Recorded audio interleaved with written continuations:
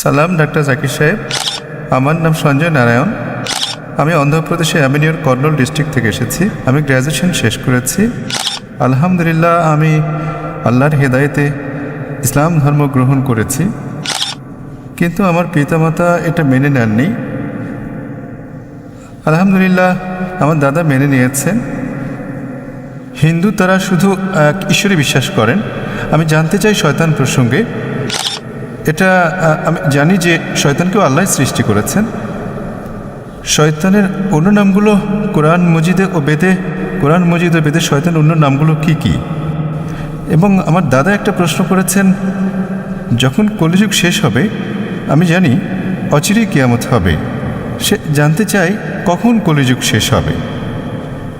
এবং অনেক হিন্দুরা শ্রীরাম, সাই বাবা, শ্রীকৃষ্ণকে। আমি জানি যে আল্লাহ শুধু একজনই, কিন্তু সব মিলিয়ে পয়গম্বর তো অনেক এসেছেন, প্রায় 1,24,24,000 পয়গম্বর। শ্রীকৃষ্ণ, শ্রীরাম, সাই বাবা, তারা কি পয়গম্বর ছিলেন?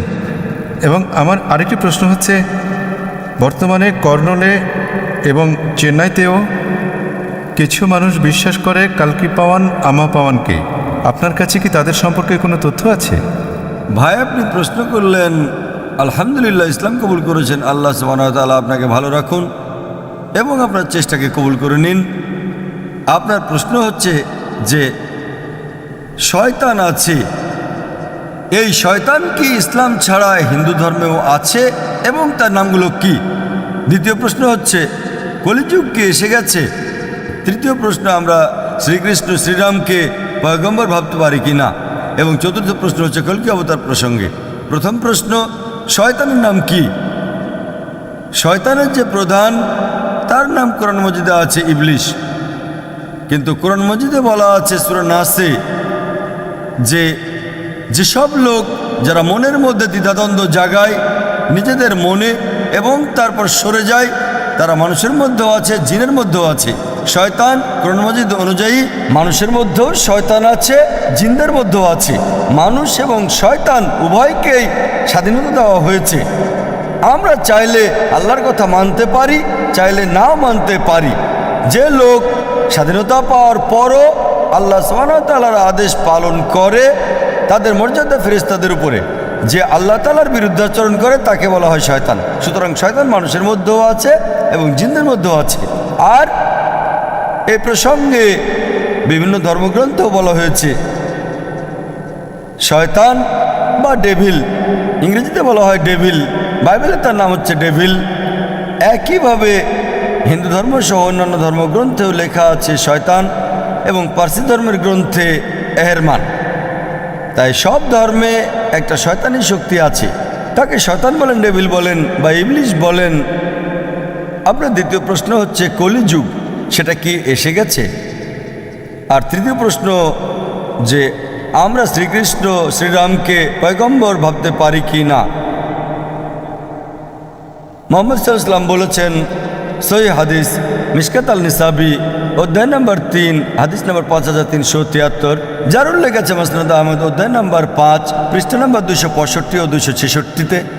আল্লাহ রাসূল বলেছেন যে আল্লাহ সুবহানাহু ওয়া তাআলা এই পৃথিবীতে 1,24,000 পয়গম্বর পাঠিয়েছেন, কিন্তু নামসহ কোরআন মাজিদে শুধু 25 জনের কথা আছে।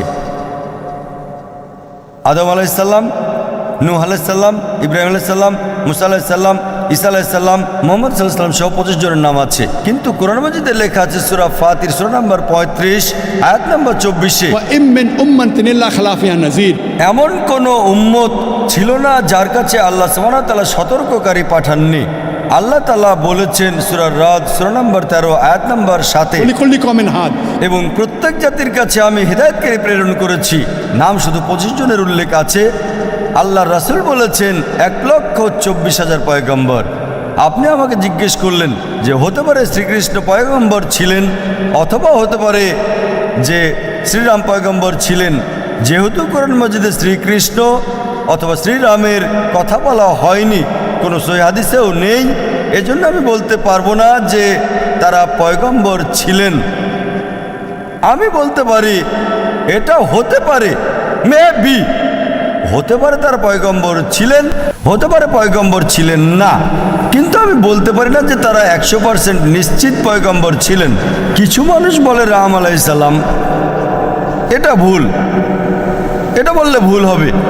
তাই শ্রীকৃষ্ণ শ্রীরাম হতে পারে পয়গম্বর ছিলেন, হতে পারে পয়গম্বর ছিলেন না, কিন্তু যদি তারা পয়গম্বর হয়েও থাকেন, যে সকল পয়গম্বর মুহাম্মদ সাল্লাল্লাহু আলাইহি ওয়াসাল্লামের পূর্বে এসেছেন তাদেরকে শুধু একটা জাতির জন্য পাঠানো হয়েছিল, তাদের গোত্রের জন্য, এবং তাদের কথা একটা নির্দিষ্ট সময়ের জন্য নির্ধারিত ছিল।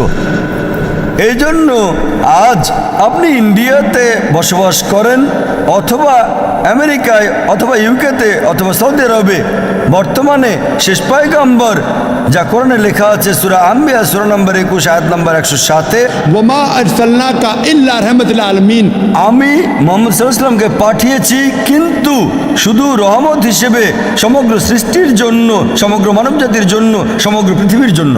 যেহেতু মুহাম্মদ সাল্লাল্লাহু আলাইহি ওয়াসাল্লাম ছিলেন শেষ পয়গম্বর, তাকে শুধুমাত্র মুসলমান বা আরবদের জন্যই পাঠানো হয়নি, তাকে পাঠানো হয়েছিল সমগ্র মানবজাতির জন্য।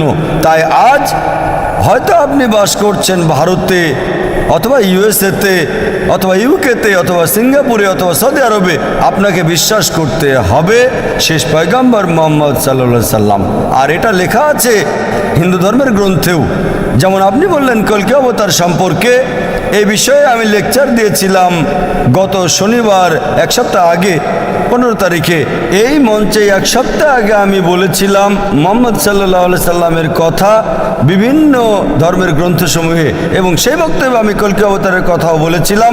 লেখা আছে কল্কি পুরাণাতে অধ্যায় নম্বর 2 অনুচ্ছেদ 4, 5, 7, 11 এবং 15 নম্বরে যে কল্কি অবতার আসবেন, ভবিষ্যৎবাণী আছে।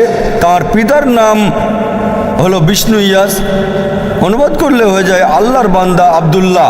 তার মায়ের নাম হচ্ছে সুমতি, অনুবাদ করলে হয়ে যায় শান্তি প্রতিষ্ঠাকারী নারী। এর অনুবাদ হচ্ছে আমিনা।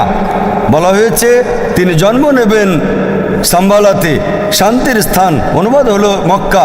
তিনি জন্মাবেন সেই সাম্বালার দেশের প্রধানের ঘরে।